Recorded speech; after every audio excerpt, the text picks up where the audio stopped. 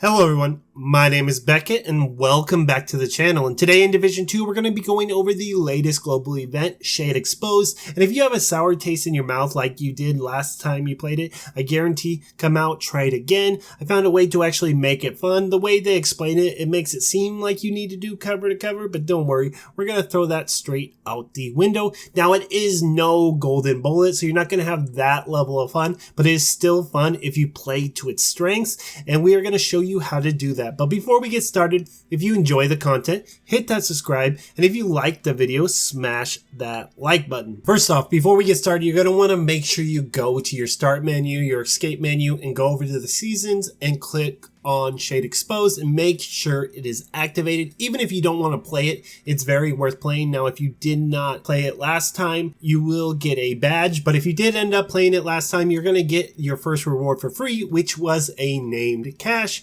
Not too bad. Now let's get into SHD Exposed and what exactly it does. So whenever an enemy sees you, when you're moving around, you start to get exposed and you'll see this little bar down on your UI. And when it gets to full, that's when it's doing the max amount of damage. And ideally, that's when we want to transfer it to get the max amount of stacks. Now it says there are two possible ways. We can do a cover to cover move when we're at max exposure. Really, just throw that out the window. Don't do that. It's just too hard to do unless you are trying to get your challenges done.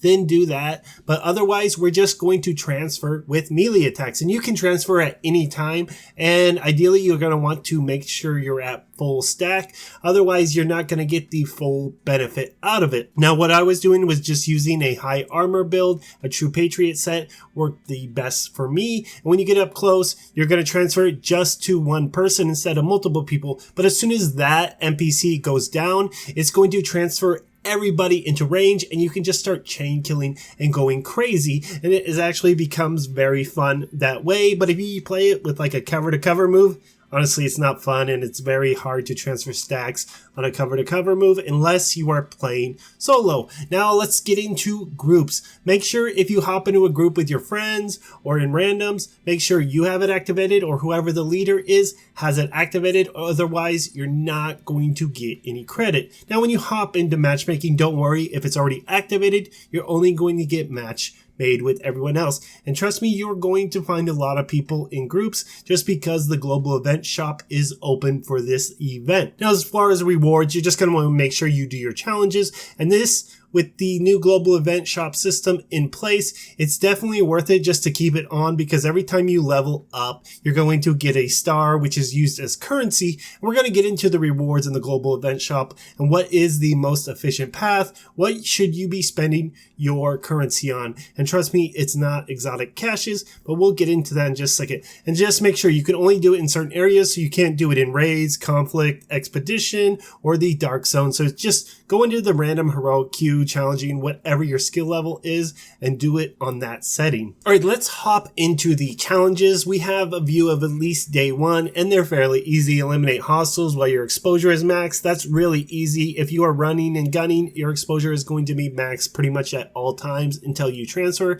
And like I said, transfer using a melee attack at full exposure. That is the best way to do it. You're going to get the most damage bonus out of doing that. The hardest one I have been having trouble with is expose hostiles through a cover-to-cover discharge. Now, what I suggest is just go into story mode and just do a mission and go by yourself. The fact that you actually share SHD exposure with your teammates, they're going to be meleeing and trying to get it away, and it just wasn't working for me. I spent almost all this time and I only got up to 37. Same thing goes with skills. I would just go to any story mode mission you prefer. Throw on your little striker drone turret, let it do its thing. It doesn't even matter what build you're using or skill tier. You don't even need any of that. In story mode, that little turret is going to nuke everything in sight. And Rikers and the mission is just fairly easy. I would expect most of the challenges to mirror this. They may be a couple one-offs. And like I always say, just go to Federal Emergency Bunker, that first little corridor, kill all the way up to the last enemy, depending on what the challenges are, and then just let the last guy kill you, rinse and repeat, and you can just keep doing that. And usually you can finish any hard challenge within 5 to 10 minutes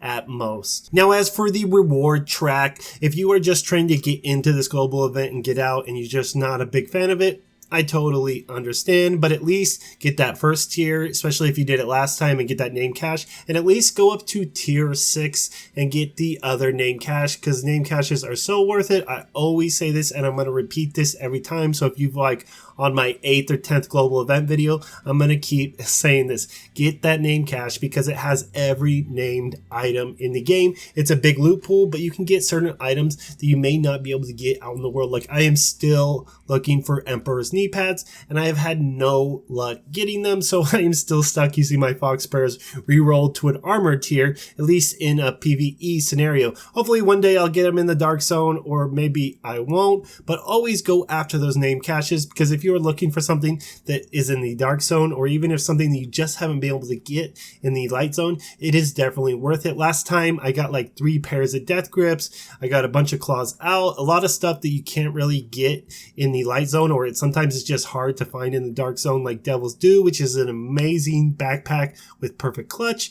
Like I said, do it. Go up to tier 6 at least, but if you are having fun, why not stay in it, and why not keep the global event running and get into that global event shop stuff? Since we are on the subject of global event shop, let's go ahead and show you where it is and what you should be buying with your currency. So if you fast travel to the White House, don't even go inside, you're going to look to your right, just head a few feet to your right, and you will see this Al Franken looking dude. Go ahead to talk to him, and you'll open up the global event shop. As you can see, there is every cache that you can get inside the game. We have gear crafting, weapon, recal, named item, optimization cache, the season 4 cache, as well as exotic caches. Now do not get the exotic cache. It's worth 20 stars and it is not worth the money. You can get exotic caches very easily. I think you can get up to like 5 or 6 passively. Just even if you have extra characters, you can get even more. What you're going to want to spend your money on is the named item cache. All the other ones are worthless, you can get throughout the game, but there is really no easy way to farm named item caches. Of course, you can go in the summit, but completing 30 challenges, completing 1 challenge is just a chore in the summit, so you might as well do it here while it's active. And now if you are looking to just grind out those named caches, the best thing I can say is just throw on 4 directives, head to a heroic mission queue, and just start busting those out. You'll probably be able to get between 1 and 2 named caches every hour, even if you've completed all the challenges.